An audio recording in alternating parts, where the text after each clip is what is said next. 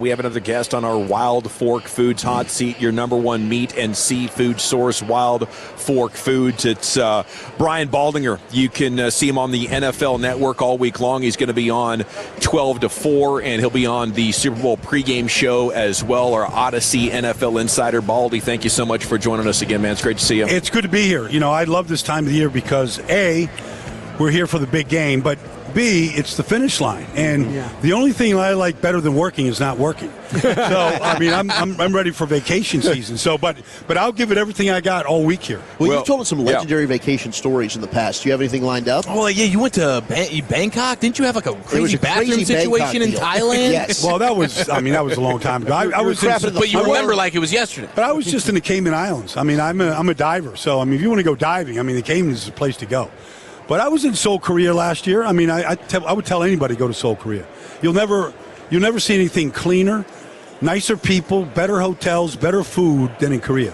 It was awesome, man. Same thing in Japan. So I had a good little tour through the Far East last year. Can you imagine Baldy at the sushi table? Oh my gosh. Absolutely. I can clean it up now. I can clean it up. Yeah, it's fantastic. I mean, talk about another guy who doesn't age, though. Like we were talking with Matthew Hasselbeck. Yeah. I don't know how you guys are doing this. You keep staying looking young. You know, I mean, I got a young girlfriend. That helps. Okay. You know? Oh, yeah. You and Bill Belichick, huh? No, not quite that young. What was the approach with like is that an app situation? Is that you mean organically? Like, no, total. You shoot your shot? No. It was just completely fluid. Like she looked like a bored bimbo to me. Like I wasn't paying her attention, but her friends kept talking to me. I got a restaurant in this place I live at in Fort Lauderdale. She was hanging out, and I'm like, you know, I knew she knew nothing about football because everybody was talking about football. And I was like, why don't you know anything about football? I am from Belize. I don't know anything about that sport. I tried to, you know, I tried not to get serious. You just told us without telling us is what you just did. There you go. Hey, what does an offensive lineman know about a pocket square?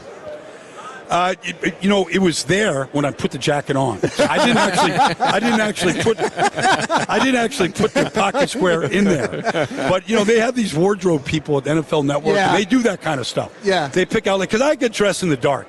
You know, like I'll just put whatever on. But like NFL Network, they got these wardrobe people. They're like, oh, this tie, this square. It's not my thing. Well, you're looking good here. Brian Baldinger on scene with us here at Radio Row. Cowboys hire Christian Parker. What can you tell us about this hire? I think it was a great hire. Honestly, like if you look at just recently, you know, Quinyon Mitchell and Cooper DeJean coming in and just literally playing at the highest level right away. And then you watch the way they play. Yeah. Unbelievable fundamentals and techniques. This guy's a teacher. And I just think it's I think in general, now he's going to coordinate the defense, but in general, defensive back play is terrible in this league. Yeah. In large part because people panic with the ball in the air. Mm-hmm. But if you're a good technician, your eyes are in the right place, you're playing with your feet, you work on these fundamentals. If you go out to an Eagle practice in June, those two guys, Quinyon and Cooper, like they never stop working the entire practice. Yeah. But they're working on everything from the footwork to hand placement to where their eyes are supposed to be. And, you know, I just remember breaking down one of the Cowboy games this year. I mean, the Chargers destroyed them in man. They destroyed them in zone. It was embarrassing. They couldn't play anything. Yeah. You know, and it's not like the Chargers were the best wide receiving core in football, but it was really poignant that the techniques and fundamentals were missing. And I think that's where it's going to start. I think Christian Parker will coordinate. He's a very smart guy, but I think he's a real teacher. And I think that'd be a good starting point to try to rebuild his defense. Yeah, and you need better players, right? Or players. What do you think of the Cowboys' defensive personnel there on that back end? Do they need to go out and find good players in the draft and free agency immediately for Parker? Well, I mean, look, Jadeveon came in, he had a role. You know, I think Donovan is going to be a good player, but you know, it's hard to flourish in your rookie season. Quinyon knows how to play. Quinnen knows how to play. Kenny Clark knows how to play. Odigizua is a fine player. They need some heat off the edge. Mm-hmm. They really do. They need somebody. Look, you know, Look, the decision to trade, you know, was their decision. I wouldn't have done it, but I understand you're trying to build a better team. Sometimes you got to give up something to get something.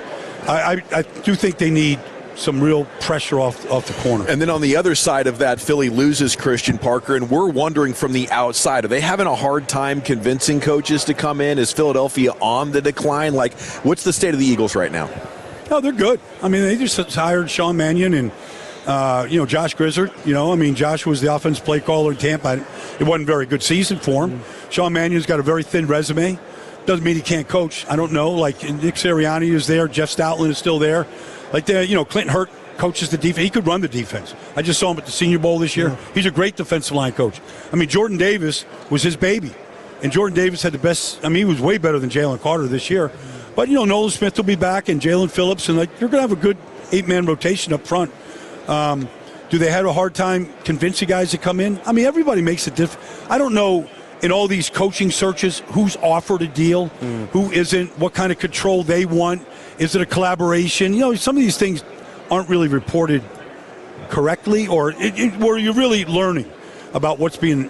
So, they got guys that come in. Like Christian Parker is a big loss, I think, to him. Because, Vic Fangio at some point is going to retire. He's a Pennsylvania guy. He said Philadelphia was going to be his last stop. All these guys at that age, can I do it the way I want to do it, with the energy level I need and, the focus and the attention? Do I still have that in me? I think he does. And same with Jeff Stoutland. They've been great coaches for a long time, but everybody sort of gets to that point where they're like, let the next wave come in. You think it's going to be one last ride for Dick Fangio? I think Tim and Stout, I think Lane Johnson, a couple guys have been questioned whether they're going to be. I think they'll all be back for one more ride. Yeah. They get great support from the organization. Howie's been real good with the salary cap and finding players at the trade deadline and plugging holes. They've got the core of their teams there. They were really banged up on the offensive line from the very beginning this year. It really affected the way they played offense. Yeah. Brian, you mentioned you're down in that Fort Lauderdale area. We saw and I know you work on the draft a lot. You talked about, hey, I'm ready to take some time off. You're just BSing this right now because you're going to go work on the draft. You were at the Senior Bowl. Yeah. But you're down the Fort Lauderdale area, the Miami Hurricanes, and Dallas doesn't have rush. They don't have pass rushers. What you saw down there being with Bain and Mesidor and those guys, how these defensive edges have you? I'll say this. It's a great question. So it was a long question, but no. But I know exactly where you go. Right? Par for the course. Listen, here's the thing. So I went down to Cam Ward's pro day for the NFL Network. Yeah, so I went down there. I know you do these pro days. And okay, stuff. So I was there. I got to meet Cam, and he's a quality kid. But I got to meet Mario Cristobal. I didn't know Mario. Yeah. So we started talking offensive line play. He goes, hey, if you're free tomorrow, Baldy.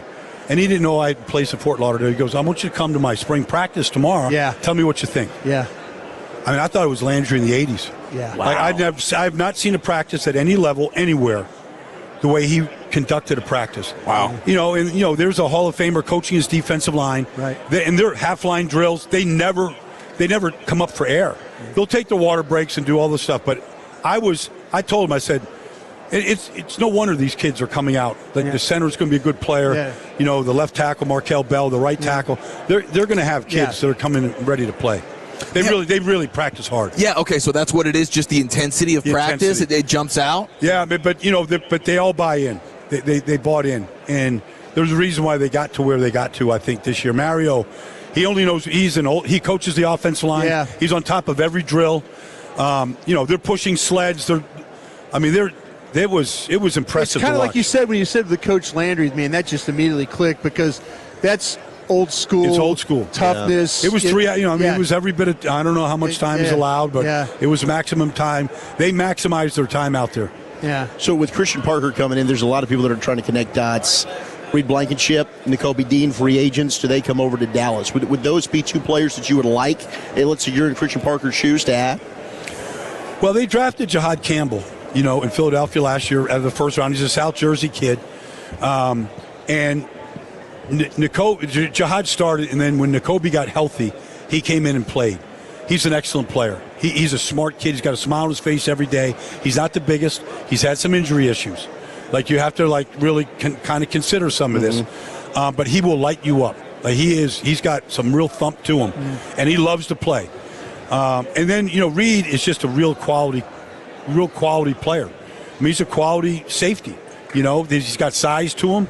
He knows how to hit. He knows how to play the game. He's smart. He's in the right place. I would think that it would be, all these kids want a second contract, So, I mean, if there's a landing spot and the Cowboys have some money, you would think that you might be able to do that. Brian Baldinger here with you on The Fan. Okay, what about the Jalen Hurts storyline? Is he good to go, you think? Would you be confident having Jalen Hurts as your quarterback? Yeah, oh, absolutely. I mean, Jalen is just he's a natural-born leader. Like, he doesn't – like, there's nobody's ever going to work harder than him. You can find faults in his game, for sure. But it's not because he hasn't put in the time in. The time and the commitment – he sneaks away from the facility to go do his deadlifts, so they don't see him deadlifting. So he keeps his old, that guy never stops working. And so I do think, though, there's some things that he can continue to develop upon. And I think he's better at quarterback when he is a runner and a threat to run. And I didn't think he did a lot of that this year. And so I think, this will be, his ninth straight new offensive coordinator, whatever. It's a long list. He's adapted. He'll give his input, but I think he's good to go. When it comes to the quarterback running, is that him making that decision, or are coaches telling him, "Hey, let's try and play it safer"? No, I mean, all these quarterbacks have to learn how to protect themselves. He's got to, all of these guys have the ability to change plays to the line of scrimmage, get out of a play, get into a play, when to scramble, when to hold it. He's got a pretty good feel for it. He's been a couple Super Bowls. Was an MVP because of his ability to, maximize the run game, and then still be able to make the big play in the passing game. Brian, I was just sitting here listening to you talk, your knowledge about all these teams and stuff. Is there one team that you have to know the most about? If you were to recommend to somebody starting out in your business, would you say, hey, know this team better than all the other teams? Is it the Cowboys? Because you have a really good working knowledge. I know you played and something, but do you have, as a broadcaster, you feel like working for the NFL, you talk about this team a lot. Yeah. Is it something is it kind of built in? I tell you what, Brian, like I started these Baldy's breakdowns, sure, like 7 or 8 years ago, and I did. They're outstanding, by the way. Thank you. But what happened was, I started doing some teams, Dallas, Kansas City was good. I was a big Mahomes fan. But then the other teams that weren't getting any attention, they were like, oh, you're just a favorite of the Eagles. You played for Philly. Yeah. It got to the point where I had to do all 32. Yeah. So I had to sit down for 15 hours every Monday and every Tuesday and get into Wednesday to finish up. I had to put in 40 hours a week. Yeah. So you start doing, I went up to Jacksonville to meet Liam Cohen. And, and I knew Tony Baselli. But I went up to their spring practices. And I went over and saw Todd Bowles this year. And, because I wanted to see what Josh Grisner was going to do with losing Liam. So I'll go to these places. I tell my network, send me to as many training camps as you can. Yeah. If I have to drive 5 hours, I'll drive 5 hours. Yeah. But I want to see as many teams as I can. I want to know as much about every team. So to your point, like honestly, if you really wanted to study this league, you should study Sean McVay. Because every one of these guys that are running these offenses now are coming from that style of offense. Right. It was like back when John Gruden, all those guys were coming from Mike Holmgren's office, right, and Bill Walsh's offense. It was all West Coast. You had to know the West Coast offense. I feel like you got to know, Brian Flores' defense, and I think you got to know Sean McVay's offense. And if you know those two, you're going to learn a lot about what other teams are doing and how they're copying a little bit. See, that's what I was thinking, because you're so good at, and I see why, but I figure with the network, as much as they do, it seems like they do talk about the Cowboys a lot. No, good or bad. No, I mean, look, the Cowboys are always always in the news. And they're always going to drive ratings, whether it's TV ratings or just talk shows or whatever. Yeah. The Cowboys have always been that team. Who do you like in this matchup?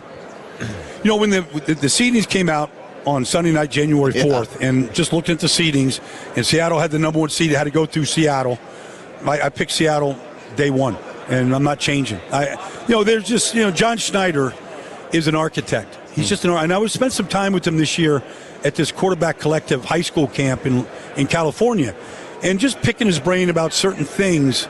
And, the decision to go with Clint Kubiak after what they had last year, and just personnel decisions.